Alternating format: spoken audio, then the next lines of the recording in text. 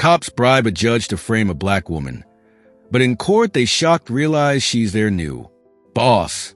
Justice is supposed to be blind, but in the city of Redwood Heights, it has long been corrupted by prejudice, power, and greed. When a young black woman named Michaela Brown is framed for a crime she didn't commit, the entire legal system seems determined to destroy her life.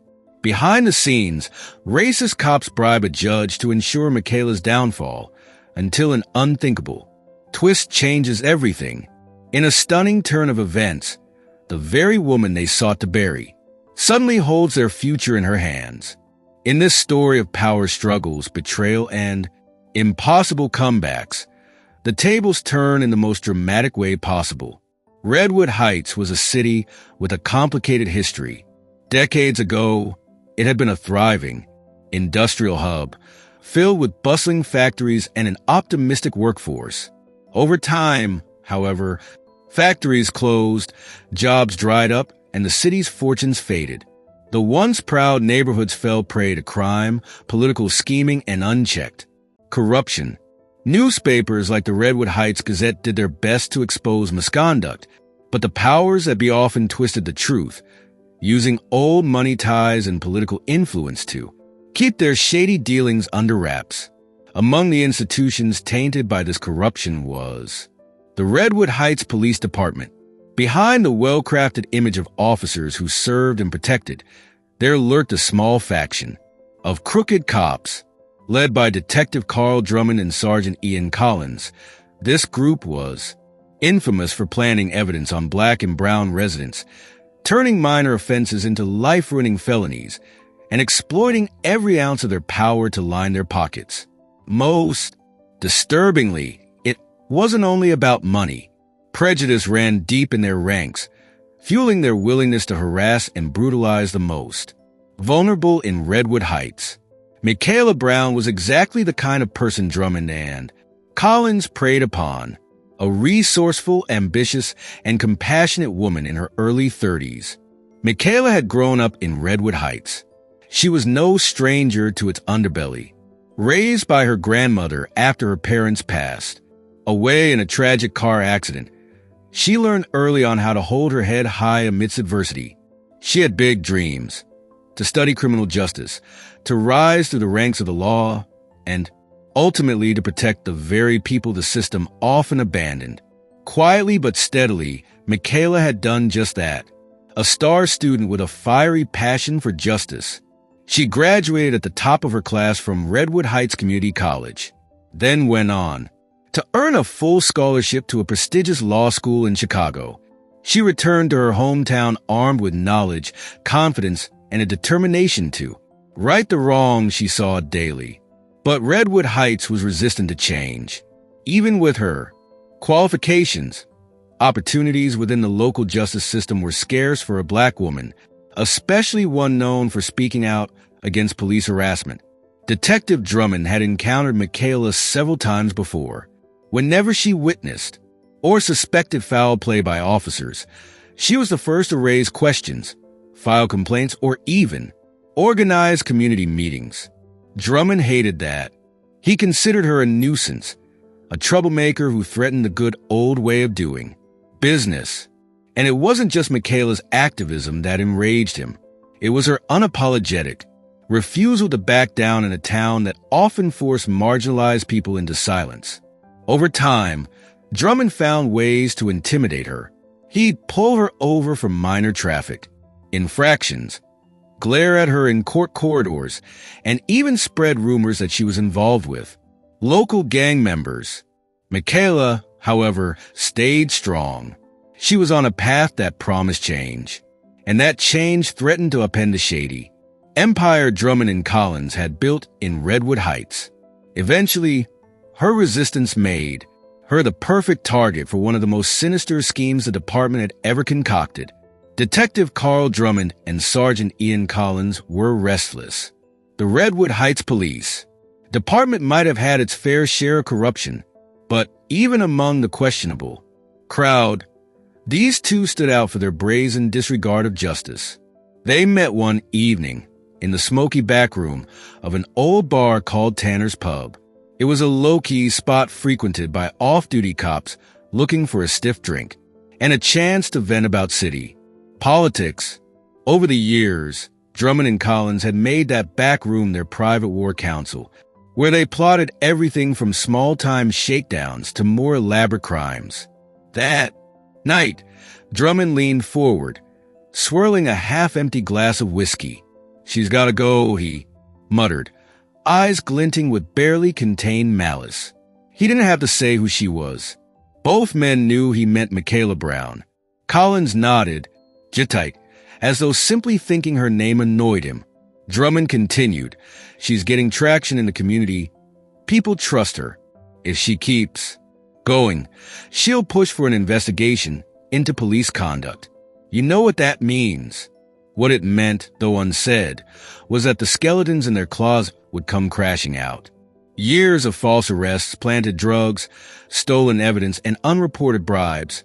If Michaela found a legitimate foothold in the legal system, maybe as a city prosecutor or even an assistant district attorney, she could dismantle their entire operation.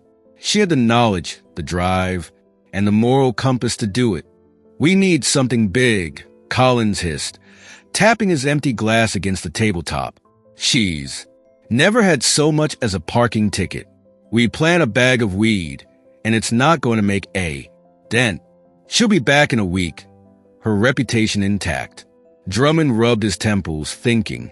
He'd orchestrated false charges before, but never against someone as well connected as Michaela.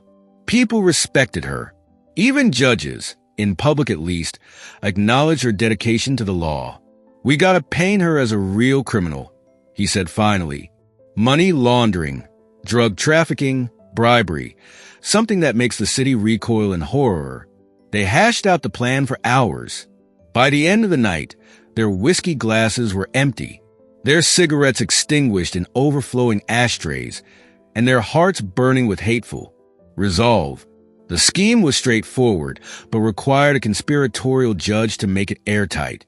Drummond knew exactly where to look. Judge Mark Porter, a longtime ally of the corrupt cops, owed Drummond and Collins more than a few favors. Rumor had it Judge Porter had a gambling addiction.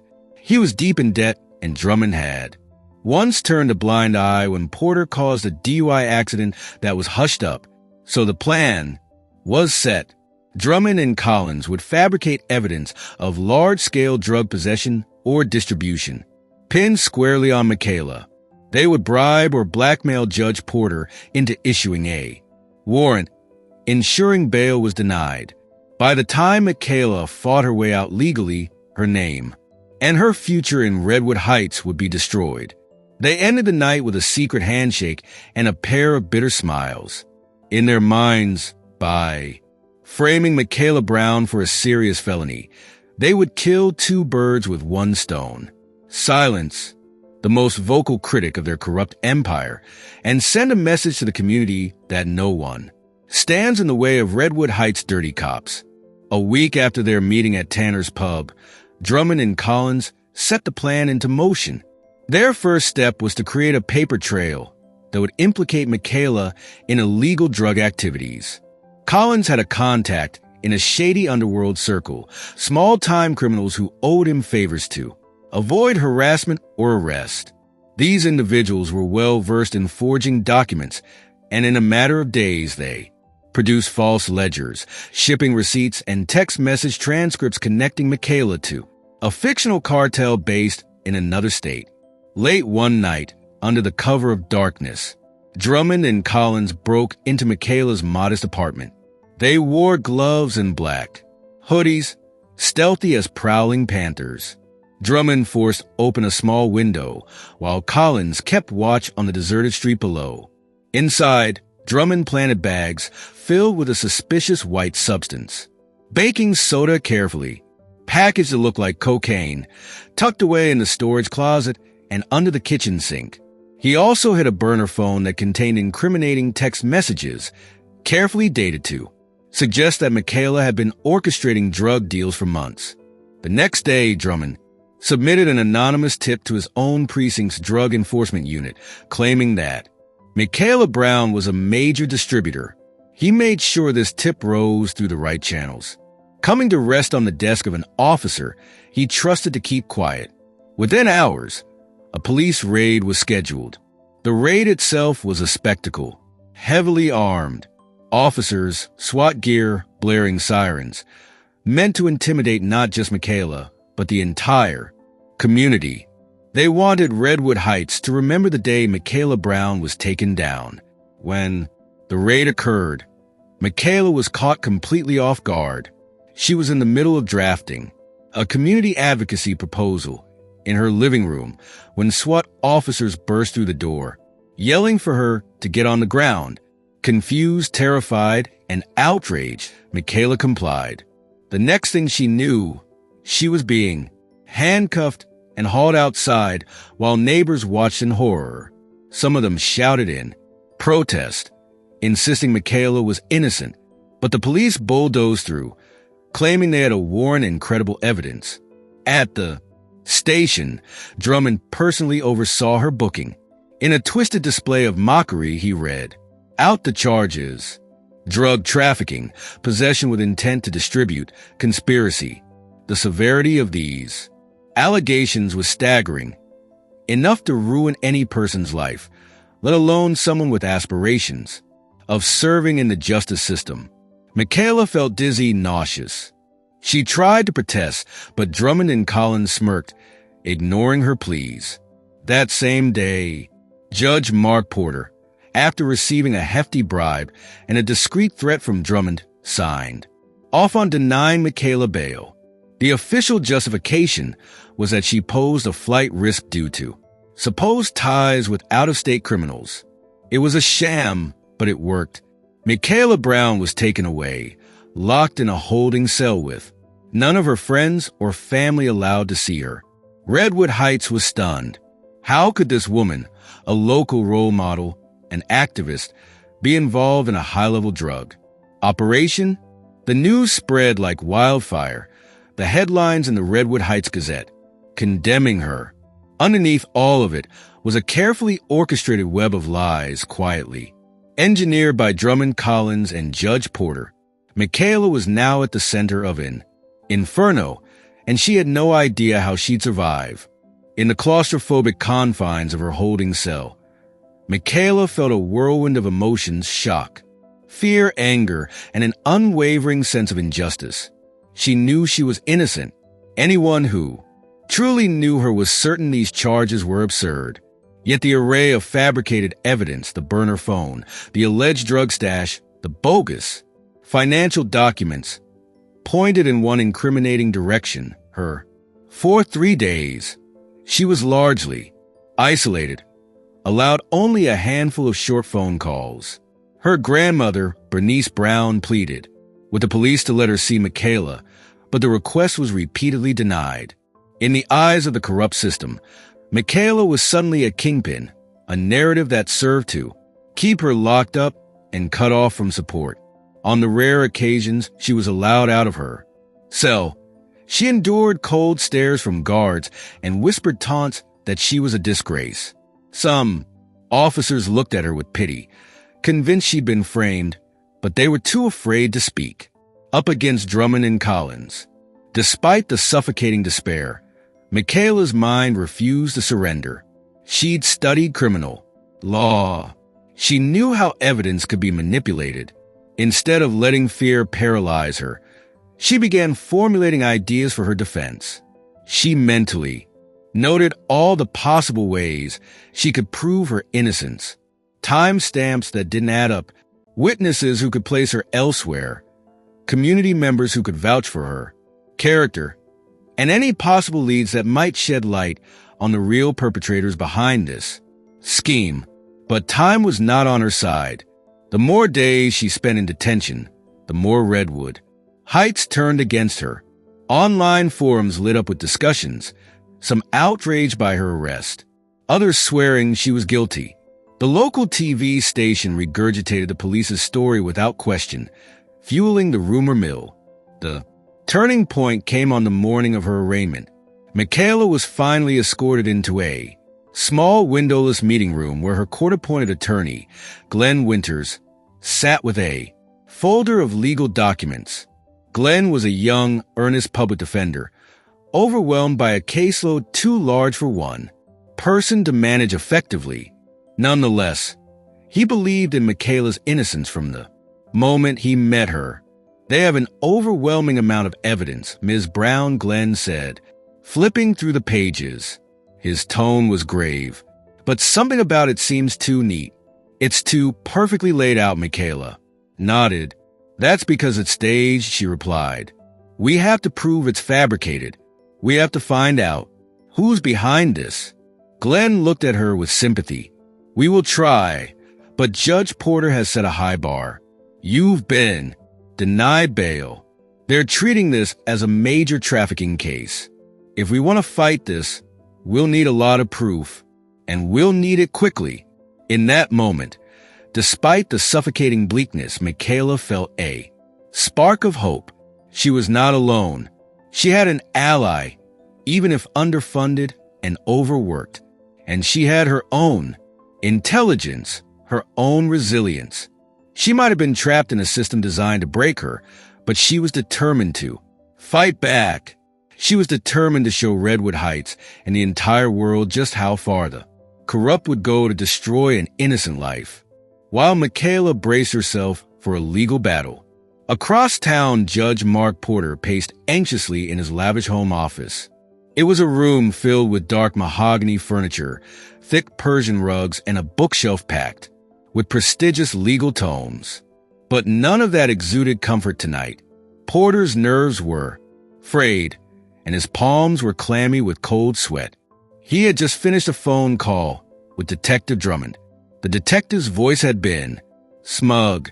Drummond assured him that if Porter continued to play along, handing down harsh rulings, ignoring any inconsistencies in the prosecution's evidence, he would receive a generous kickback once the dust settled. Drummond had even hinted at a future promotion that Porter would benefit from if certain city positions opened up. But Porter was deeply in debt, thanks to his crippling gambling addiction. His usual haunt was a hidden backroom casino on the outskirts of Redwood Heights, where he frequently lost thousands in a single night. The casino's loan sharks were circling, demanding payment. So when Drummond and Collins had approached him with an offer, a hefty sum in exchange for ensuring Michaela Brown remained locked up and eventually found guilty, Porter hadn't hesitated. Fear and greed were powerful motivators, yet guilt gnawed at him. He was no stranger to questionable rulings, having taken bribes in smaller cases, but this was different. The entire community knew Michaela Brown. The moral weight of framing an innocent woman for serious felonies pressed down on him more than he cared to admit. Every time he glanced at the framed photos on his desk, his smiling wife and his two young daughters, he felt a knot in his stomach. How could he face them knowing what he was doing to someone else's child? Desperate for a momentary escape, Porter poured himself a generous glass of bourbon, sipping it as he gazed out of the tall windows into his darkened yard. The city lights of Redwood Heights glittered in the distance, a stark reminder of how many souls lived under the mercy of a justice system that he was perverting. He tried to justify his actions. "If I don't do this, the loan sharks will ruin me.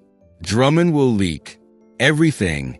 I'll lose my career, my family, my reputation." That rationalization offered him little comfort. He was in a bind, one he'd spent years weaving through crooked deals and reckless bets. Now it was all culminating in this single, high-profile injustice against Michaela Brown. With a shaky hand, he finished his drink and set the glass down on his mahogany desk.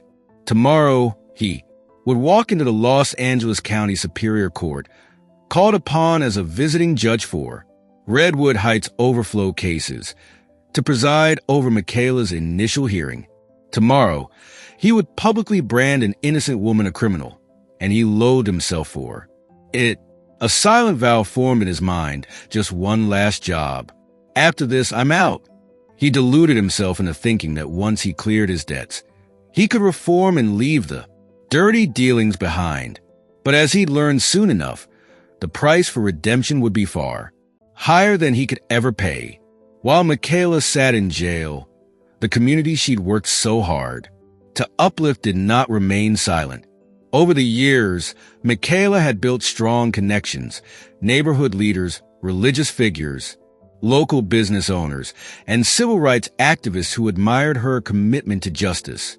Word of her arrest spread like a brush fire, igniting outrage among those who knew her character firsthand. Every evening, small groups gathered outside the police station, holding candles and signs that declared, "Free Michaela Brown and stop corruption now."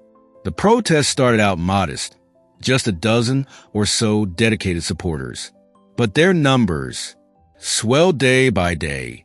Soon, hundreds of voices rose up against the injustice.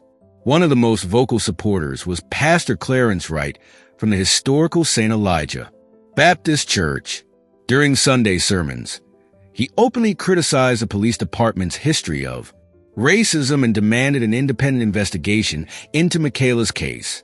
Local journalists also began sniffing around. Although the big headlines still parroted the police narrative, a few reporters at the Redwood Heights Gazette grew suspicious. Michaela Brown had once collaborated with them on a piece exposing poor living conditions in low-income housing. She had a reputation for integrity. Now she was labeled a drug trafficker? It didn't add up. Journalists started digging, requesting documents, and speaking to neighbors who witnessed the raid. Inside the station, there were whispered conversations among a handful of honest officers who believed Michaela was being framed, but fear hung heavy in the air. No one wanted to become Drummond and Collins' next target. Only one young officer, Abby Hernandez, dared to discreetly approach the protesters outside. One night, she was new to the force and hadn't yet been hardened by the toxic culture. When one of Michaela's friends recognized her, Abby quietly said, "I can't comment on the record, but don't stop what you're doing, protesting, demanding answers. It matters." Back in her cramped cell, Michaela's own hope was rekindled by the faint sounds of chanting. From outside, through the small window in the corridor near the cell block, she could sometimes hear the protesters calling her name, demanding justice. That distant noise was like a lifeline. She realized she wasn't alone. The city she loved was fighting for her, even if the system was stacked against her. Her lawyer, Glenn Winters, brought even more promising news. He'd filed a motion to dismiss based on inconsistencies in the police report. Though Judge Porter would likely reject it, Glenn was setting the groundwork for an appeal. He also mentioned that some local attorneys and civil rights groups were starting to take interest. In an ideal world, one of these groups might step in with resources and expertise, challenging the corruption at its roots. Michaela clung to these rays of hope. Each sign of support, each mention of potential allies bolstered her determination. She vowed that if she made it out of this ordeal, she would not only clear her name, but also tear down the network of corruption that had ensnared her. Redwood Heights deserved better, and she would fight tooth and nail to make sure the city saw the truth. As the case against Michaela headed toward trial, Drummond and Collins ramped up their intimidation tactics. They threatened witnesses who dared to speak on Michaela's behalf and manipulated evidence to withstand scrutiny from the defense. Judge Porter complied with their every request in pretrial hearings, allowing questionable evidence while dismissing any sign of police misconduct as speculative. It seemed like a clean sweep for the corrupt trio, but cracks soon began to appear in their carefully orchestrated facade. One evening, Sergeant Ian Collins returned home to find a plain envelope slipped under his front door. Inside, it was a single photograph of him in Drummond meeting with Judge Porter in a dimly lit parking lot. On the back of the photo were typed words, "We know." No signature, no return address. Collins' heart pounded so fiercely he thought he might pass out. Who took this picture? How did they get it? He immediately called Drummond, who rushed over, anger twisting his features. They concluded someone was tailing them, collecting evidence of their conspiracy. Fearful that it might be an honest cop or a federal agent, they discussed potential suspects, racking their brains for who might stand to gain from their downfall. 2 days later, Judge Porter received an anonymous email on his personal account. It contained the same photograph and a cryptic message. "Tick-tock, Judge. Truth is coming." Porter nearly dropped his phone when he read it. Anxiety flared in his chest like a burning ember. He gulped down a glass of water, sweat beading on his forehead. In a panic, he tried to call Drummond, but the detective was tied up. Judge Porter felt more alone than ever, ensnared in a tightening web of his own making. Meanwhile, Officer Abby Hernandez continued observing the mounting tensions at the station. She noticed Drummond's uncharacteristic scowl, Collins' abrupt outbursts, and the hush-hush murmurs that followed them wherever they went.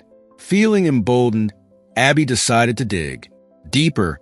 Late at night, she combed through internal files, looking for any record that might indicate tampering in Michaela's case. What she found were glaring inconsistencies, mismatched evidence logs, conflicting statements from officers, and timestamps that made no sense. She printed out a few key documents and hid them in her locker, her heart pounding with both excitement and dread. In her cell, Michaela prayed for just one piece of exonerating evidence. She knew that if even the slightest discrepancy came to light, it could open the floodgates to prove her innocence. Every night, she tried to calm the swirling questions in her mind. Who set me up? How deep does this conspiracy go? She had her suspicions about Drummond, but proving it was another matter entirely. The cracks were growing, even though Michaela couldn't see them yet. The photograph, Abby Hernandez's internal discoveries. These were small but critical signs that the once invincible conspirators were losing control. Karma was stirring in Redwood Heights, and with each passing day, it crept a little closer. The tension in Redwood Heights escalated as Michaela's trial date approached. On the one side were Drummond, Collins, and Judge Porter, who continued to push their narrative of Michaela's guilt. On the other side were Michaela's supporters, growing louder and more organized. The protests outside the courthouse swelled, signs demanding justice multiplied, and local musicians performed songs of resistance during rallies. A grassroots movement formed, calling for an independent oversight committee to investigate police corruption.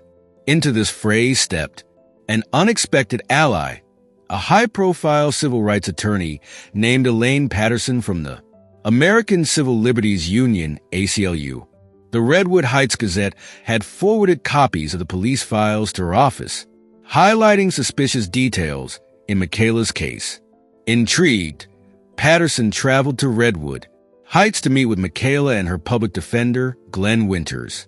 In the cramped visitors' room of the jail, Patterson's presence was a breath of fresh air. She was a seasoned professional, sharp-eyed and calm-voiced, her gray hair pinned back in a neat bun. As she listened to Michaela recount her story, her activism, the antagonism from Drummond, the suspicious raid, Patterson's expression grew increasingly grim. "We need to dig deeper," she concluded.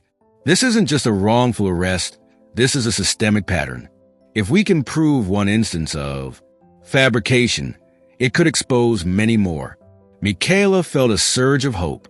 With the ACLU on her side, she might finally stand a chance against Redwood Heights' machinery of corruption. Meanwhile, Drummond and Collins were desperate to identify the source of the leaked photograph. They cornered potential whistleblowers in the precinct, made vague threats, and even searched the station's surveillance footage to see who might have been snooping around.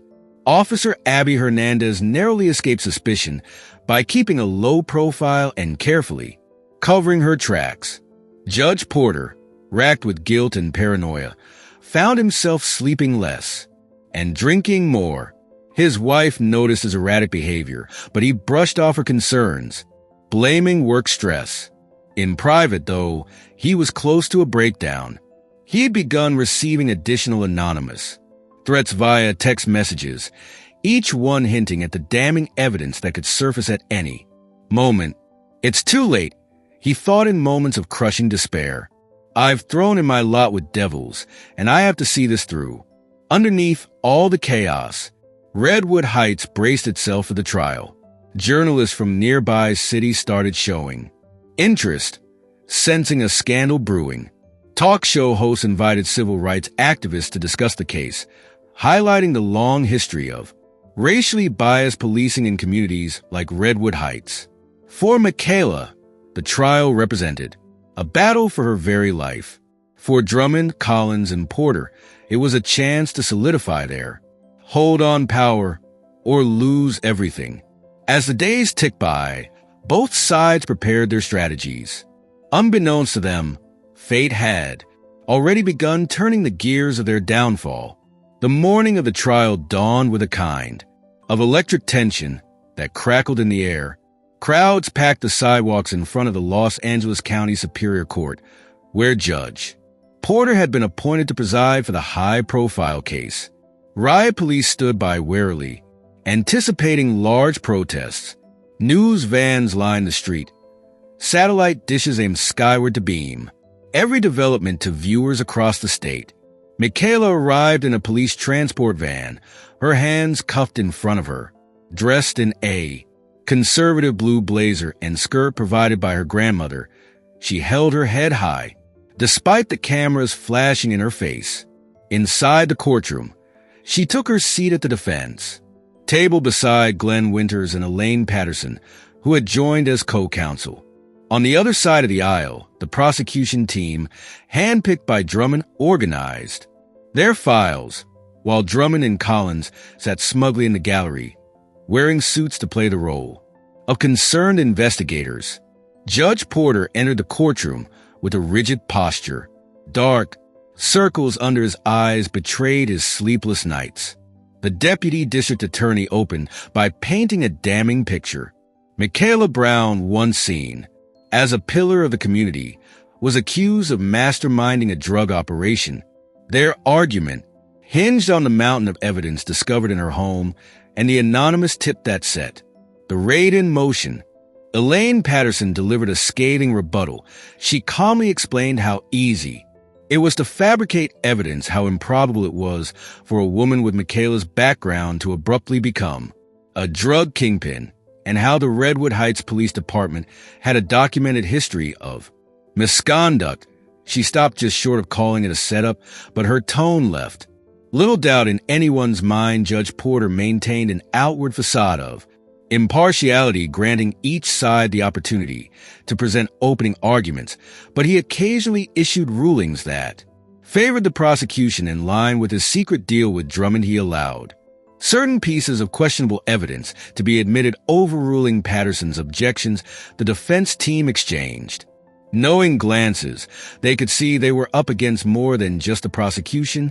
They were up against the presiding judge as well. Outside, the protest continued to swell. Pastor Clarence Wright led a group in prayer chanting justice for Michaela.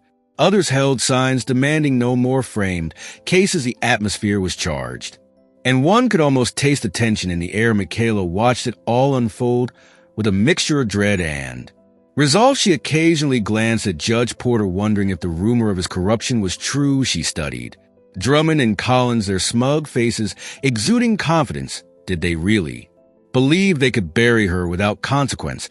As the day's proceedings came to a close, the courtroom buzzed with speculation. The prosecution's case seemed airtight on the surface, but Patterson and Winters knew that the truth was far more complicated. They believed that with enough cross-examination and the right evidence, the cracks would begin to show. The battle lines were drawn, and neither side had any intention of giving up. Thus, day one of the trial ended under a maelstrom of controversy, with Redwood Heights holding its breath for the next chapter in this fight For Justice Day, 2 of the trials started with the prosecution, calling their star witnesses officers involved in the raid on Michaela's apartment.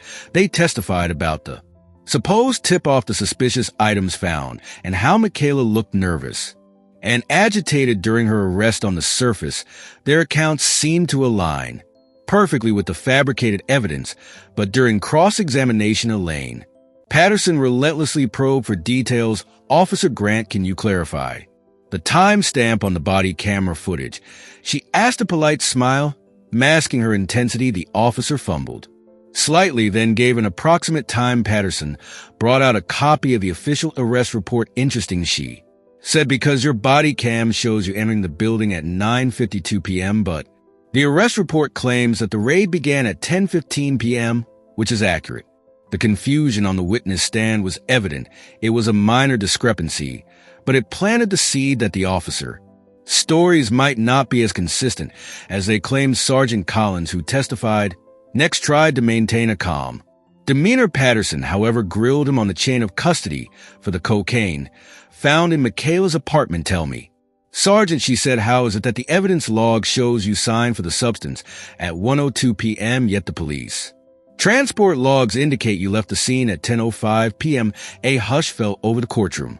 Collins stuttered, searching for a plausible explanation, but none came. Though these inconsistencies might seem small on their own, each undermined the prosecution's grand narrative. Judge Porter repeatedly interrupted Patterson with warnings, but she pressed on, determined to expose every gap in the facade. Meanwhile, Drummond, who observed from the gallery, clenched his jaw. He could sense the defense punching holes in the carefully orchestrated story. He tapped his foot nervously, stealing glances at Judge Porter as if to say, "Do something," but even Porter couldn't outright dismiss these discrepancies without drawing suspicion. Outside the courtroom, the mood among the protesters was one of cautious optimism. News of the defense's incisive cross-examination spread quickly past her right ear, urged everyone to keep praying, to keep believing justice would be served. Officer Abby Hernandez, lingering at the edge of the crowd, quietly handed an envelope to a local community organizer.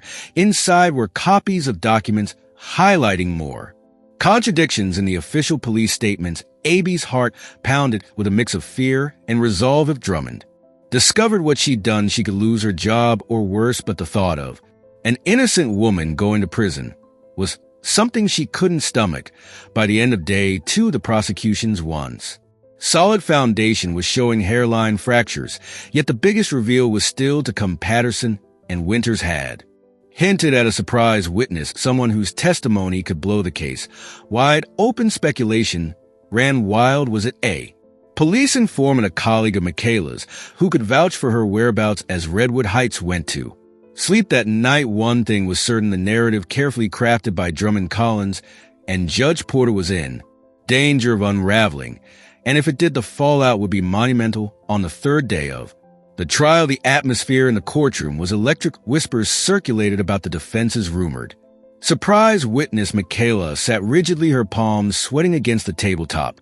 She saw Drummond and Collins exchange uneasy glances across the aisle. Judge Porter tried to maintain an impassive expression, but his twitching fingers drumming on the bench betrayed his anxiety. After a morning of procedural testimonies, Elaine Patterson rose and announced, "Your Honor, the defense would like to call Officer Abigail Hernandez to the stand." A ripple of shock swept through the courtroom. Drummond's eyes flared in fury. Collins looked as though he'd been sucker punched. Judge Porter's heart pounded. He knew that letting a police officer testify on behalf of the defense was unusual, but he had no legal grounds to refuse. Officer Hernandez stepped forward, her face reflecting a mix of fear and determination. She took the oath and settled into the witness chair. Patterson began by establishing Abby's credentials and the timeline of events as she knew them.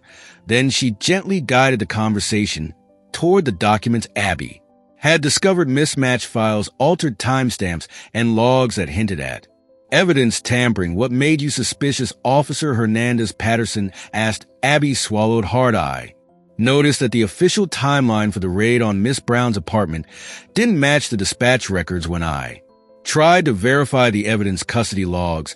I found multiple edits.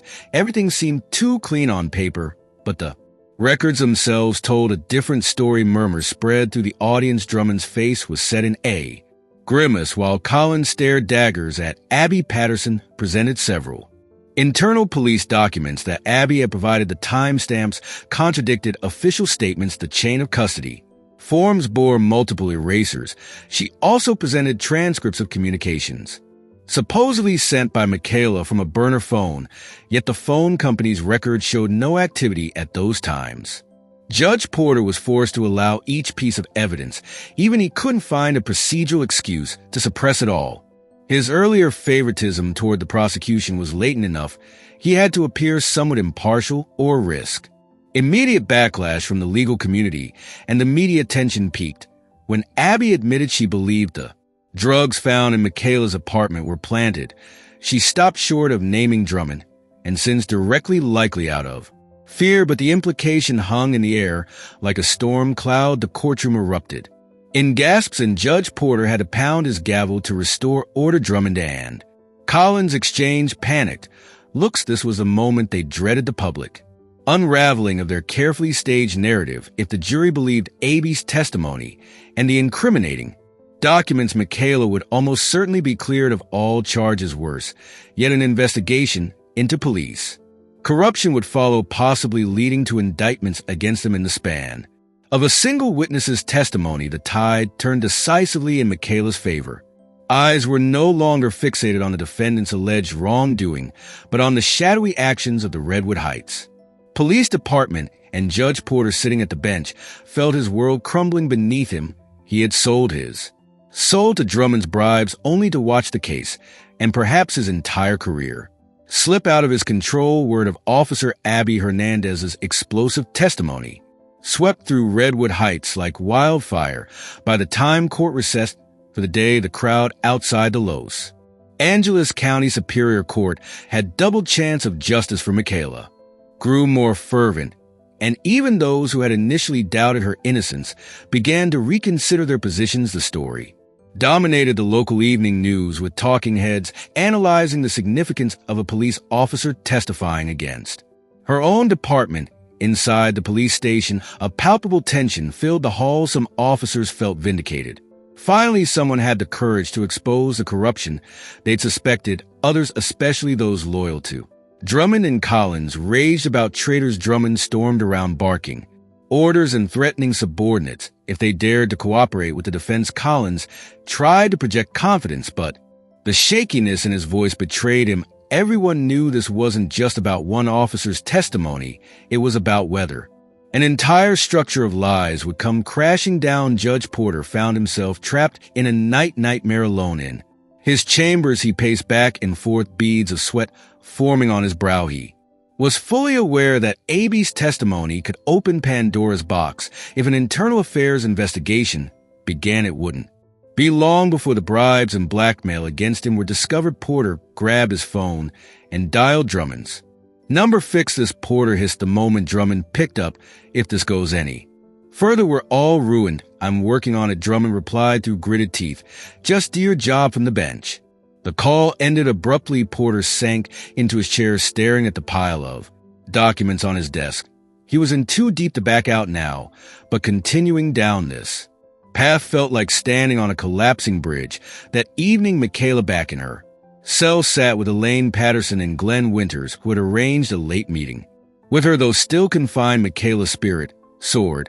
She knew the jury had seen a glimpse of the truth. Patterson, her eyes bright with conviction, told Michaela, "We found threads of evidence tampering. We can use Officer Hernandez's testimony to push for a forensic analysis of the supposed drug stash and the phone records. If the judge refuses, we'll appeal immediately." Michaela pressed her hands together, a mixture of relief and apprehension filling her. "Thank you," she whispered. "I knew the truth would come out, but I can't rest yet. They might have more tricks up their sleeve." Glenn nodded. "We can't get complacent. Drummond and Collins won't go down without a fight." And Judge Porter, he paused, exchanging a knowing look with Patterson. He's compromised one wrong move, and he could throw this trial off the rails. Despite The uncertainty Michaela felt a growing sense of vindication. She wasn't alone, she had a skilled legal team, a courageous ally in the police force, and a community standing behind her. The shadow of injustice was still looming, but the light of truth had broken through, and it shone brighter with every passing day. The trial's final act arrived on a crisp morning. Supporters, onlookers, and the press flooded the courthouse, eager for the day proceedings. The defense had submitted a motion requesting immediate forensic tests on all evidence, particularly the substance seized from Michaela's apartment. The lab results came in just in time for the final arguments. The white powder was indeed baking soda, not cocaine, a bombshell revelation that slammed into the prosecution's case like a wrecking ball. Drummond and Collins, seated in the gallery, exchanged looks of sheer panic. They watched as the prosecution scrambled to contain the fallout. The deputy district attorney stammered his way through an explanation that there must have been some mix-up at the lab, but the jury wasn't buying it. The seeds of doubt had been sown too deeply. Eyes turned toward the Redwood Heights Police Department, suspecting corruption rather than incompetence. Elaine Patterson rose for her closing argument, her voice resonating through the hushed courtroom. Ladies and gentlemen of the jury, you have seen overwhelming evidence that points to one conclusion: Michaela Brown was framed. Officer Abigail Hernandez courageously testified about inconsistencies in the police logs. We now know the drugs found in Miss Brown's apartment weren't drugs at all. The timeline provided by the arresting officers has been dismantled piece by piece. Why? Because it was carefully constructed to convict an innocent woman. She gestured toward Michaela, whose eyes shimmered with tears of gratitude. This is not just about Michaela Brown. This is about justice in Redwood Heights. It's about whether we allow corrupt officials to pervert our legal system for their own ends. Today you have the power to correct a terrible wrong. When Patterson finished, the courtroom broke into spontaneous applause, swiftly silenced by Judge Porter's gavel. His face was pale and sweat beaded at his temple. He forced an official tone. Order: the jury will disregard the applause. We will have closing arguments from the prosecution now. Yet his voice trembled, betraying his inner turmoil. The deputy district attorney tried to salvage what was left of the case, but he might as well have been trying to hold back a dam bursting with cracks. The jury looked skeptical, their gazes heavy with contempt for the flimsy explanations. Drummond's face was turning a splotchy red. Collins' shoulders slumped in defeat. At last the jury left. To deliberate whispers filled the courtroom, speculations swirling about how long they would need. Michaela gripped her attorney's hand, nerves on edge. Patterson squeezed back, whispering, "Have faith." Across the aisle, Drummond and Collins glared at the defense table. Seating less than 2 hours later, the jury returned. The foreperson stood clearing her throat. She glanced at Michaela, then at Judge Porter, and finally announced, "We, the jury, find the defendant Michaela Brown not guilty on all counts." Cheers erupted in the gallery. People clapped, hugged, and wept. Michaela exhaled a breath she felt she'd been holding for weeks, tears rolling down her cheeks. Yet the surprise was not over. As the courtroom broke into celebration, BFFs suddenly approached Drummond and Collins. A stern-faced internal affairs officer strode forward, accompanied by uniformed state troopers. Detective Carl Drummond, Sergeant Ian Collins, he declared, you are under arrest for conspiracy, evidence tampering, and perjury." The hush that fell next was deafening. Drummond sprang up, fury contorting his face. "You can't do this. I'm a decorated officer." The troopers wrestled him into handcuffs. Ignoring his protests, Collins, ashen and shaken, offered no resistance. The hush broke into a roar of shock as photographers clicked wildly, capturing the moment. Redwood Heights' biggest bullies were hauled away. Judge Cuter looked like he might faint. He fumbled with his gavel, knocking it off the bench. A Baith retrieved it for him. The judge's voice cracked as he announced, court is adjourned." He tried to hurry off the bench, but he found himself face to face with the same internal affairs officer. "Judge Porter, we have some questions for you," the officer said, eyes gleaming with the anticipation of pulling back the curtain on the judge's complicity. The disheveled judge stared, wide-eyed, sweat coursing down his face. He tried to stammer out a response, but all that emerged were choked syllables. The officer gestured for him to follow.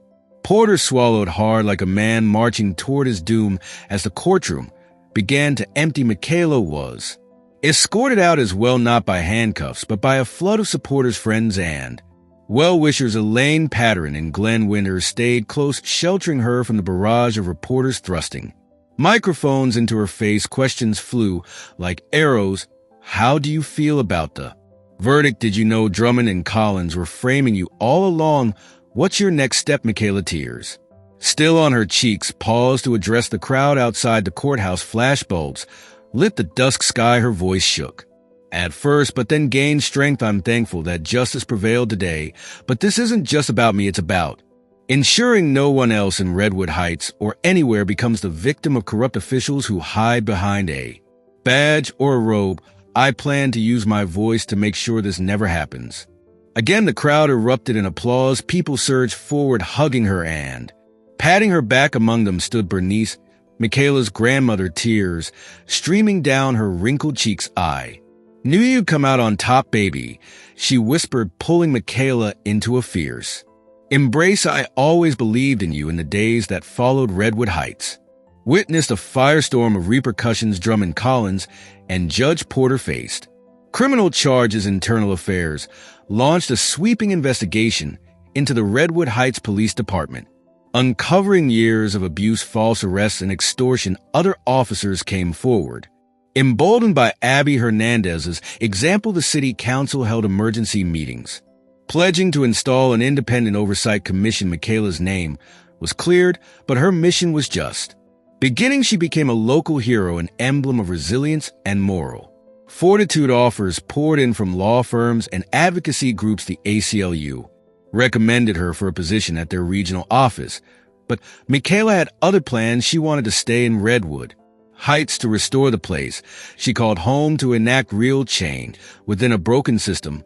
Then came the twist no one saw coming. Less than a month after the trial, the Redwood Heights District Attorney announced a sweeping restructuring to root out corruption. To everyone's astonishment, they appointed Michaela Brown as a special investigator, overseeing the department she had once dreamed of joining.